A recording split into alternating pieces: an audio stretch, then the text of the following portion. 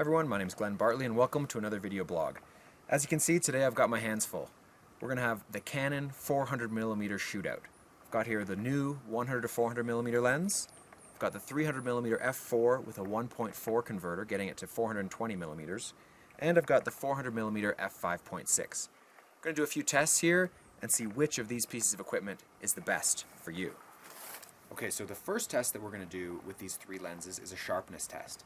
And the way in which we're doing this is we've set the tripod up to basically the minimum focus distance of the 400 f/6, which is the longest minimum focus distance. And then we're simply taking a shot wide open at f5.6 and then a shot stop down one stop at f8 of just a Canadian $5 bill that's taped on the wall over here. And we'll see how the three cameras compare. So one of the unanticipated aspects of this test was that in comparing these three lenses, the 400mm, the 300mm with the 1.4, and the 100 to 400mm, is that the 100 to 400mm does not actually appear to go to 400mm. In comparing this lens at 400mm to the 400 f/6, the image from the 100 to 400 is actually quite a bit smaller. So I don't know how many millimeters this lens actually is, but it doesn't seem like it's 400. Alright, so three primary considerations when you're thinking about what lens to buy are, of course, the price.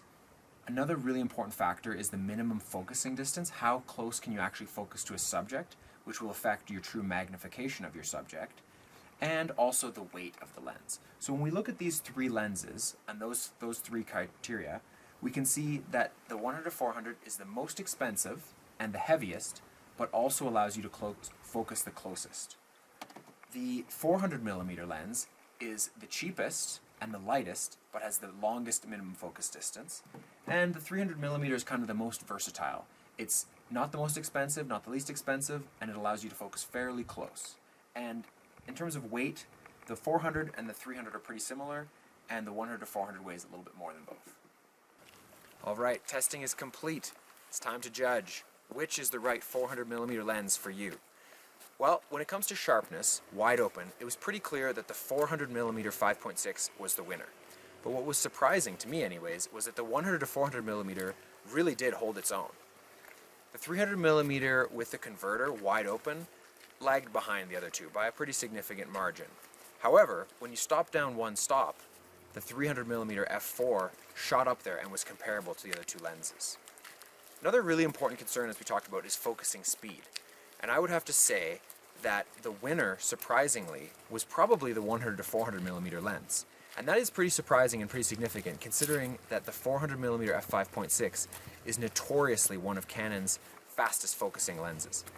So overall, I would say that the pros of the 100 to 400 is incredible versatility. Obviously, a zoom gives you that huge range, lots of different subject matter, very fast focusing, and a pretty darn sharp lens. The 400mm lens is a less expensive option, probably the sharpest lens, at least equally fast focusing, but you're stuck at 400mm.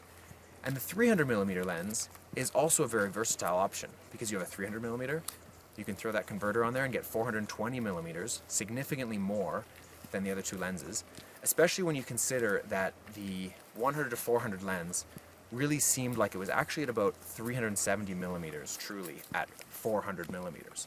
So you're getting 50 bonus millimeters there, and if you're using a crop body, a 1.6 sensor, that's really like 80mm. Pretty significant difference. Now, which is the right lens for you? Which lens should you buy? Well, I can't tell you that. All I can do is summarize my findings in the chart that you'll see in a minute and say thanks for watching this video, and we'll see you again soon.